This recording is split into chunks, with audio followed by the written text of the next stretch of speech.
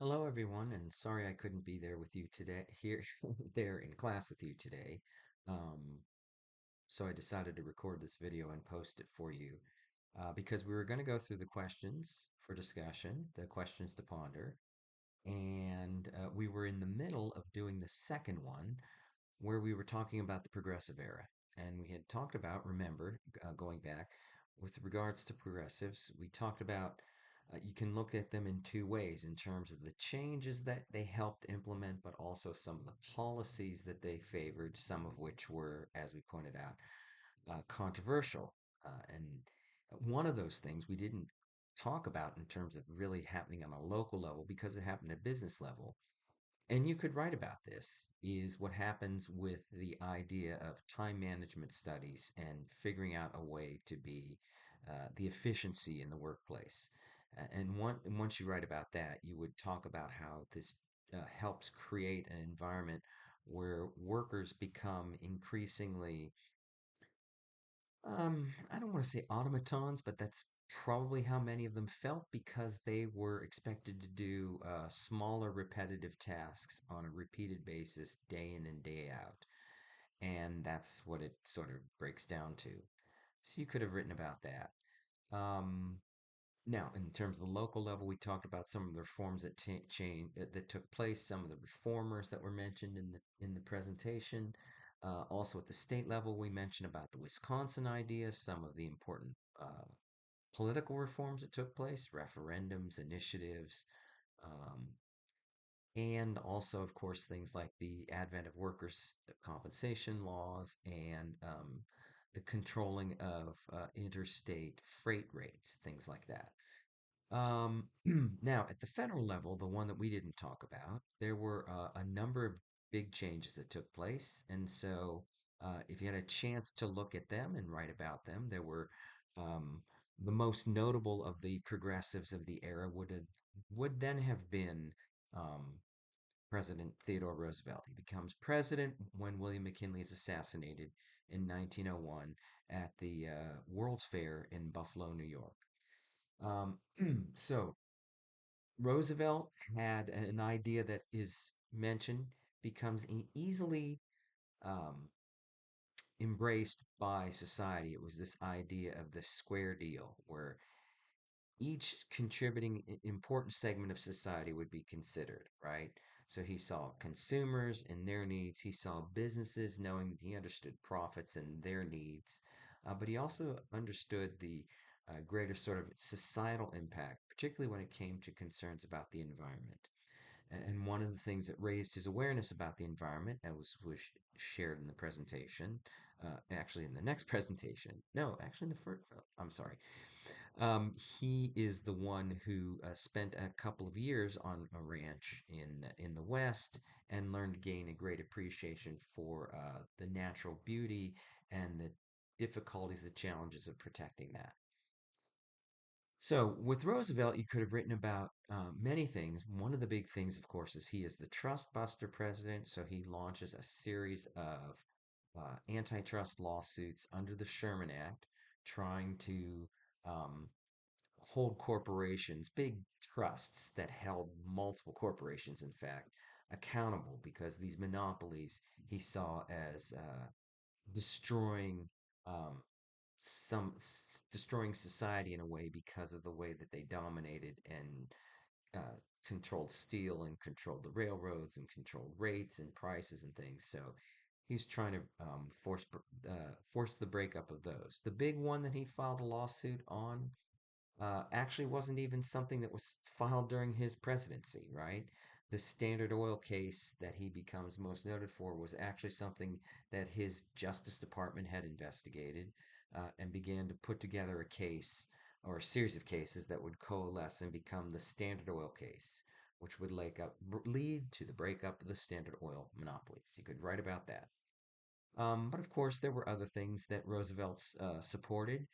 One of the big things, of course, from a perspective of consumers, was the very important passage of both the Meat Inspection Act, the Food and Drug Act. So if you had some details about that, you could mention the influence of that novel, The Jungle, And then you could also talk about um, how those two acts came together and what they were trying to do to protect America's food supply, protect the growing need for the use of certain types of drugs to help the human condition, or also that were even being used on animals um, to help protect the meat in that way. If you're consuming uh, things that animals are ingesting and it's not, you can have a detrimental effect.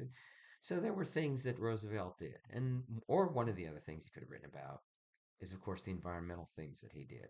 Um, there you would want to mention Gifford Pinchot's name, Pinchot, right?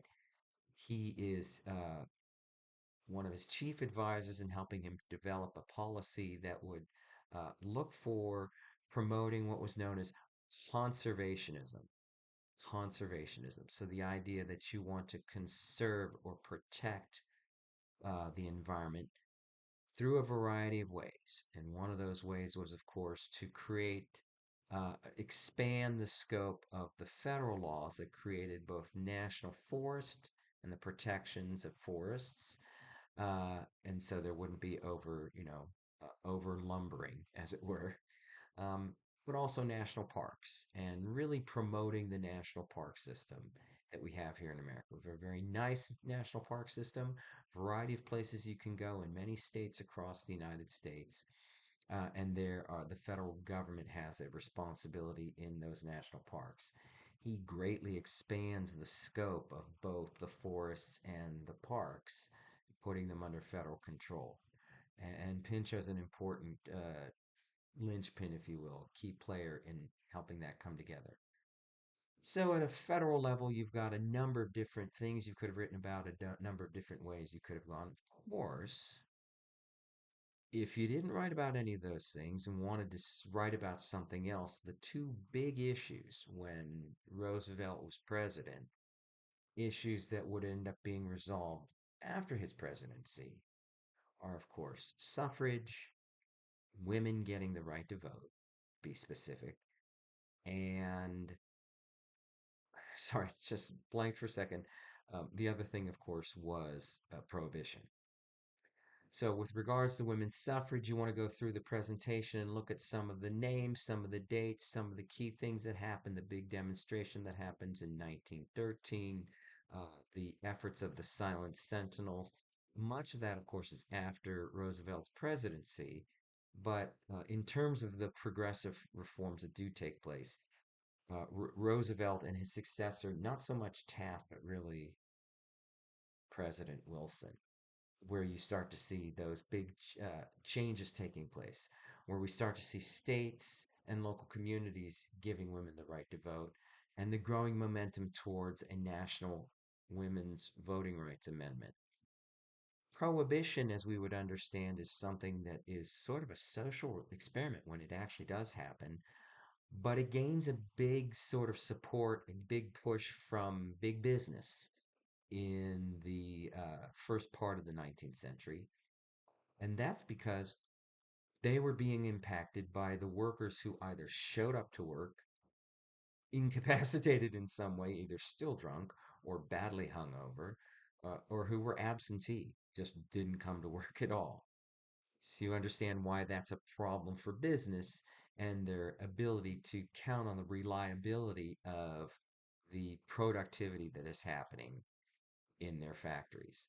So we see people like Henry Ford become big supporters of prohibition.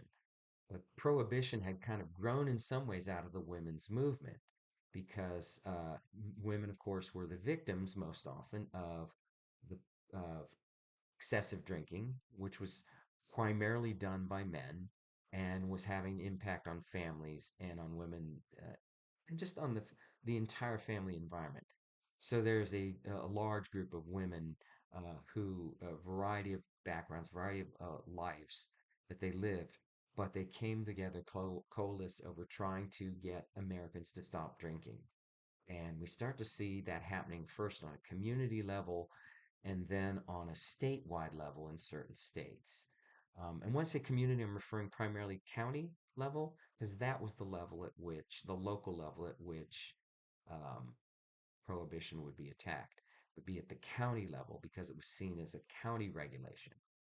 So you could write about that, the people, the names that are involved there, just in terms of the progressive era and its importance. There are other things that you could have written about. You've got a whole lot of things you can look through the presentations and through the videos and decide what you want to write about.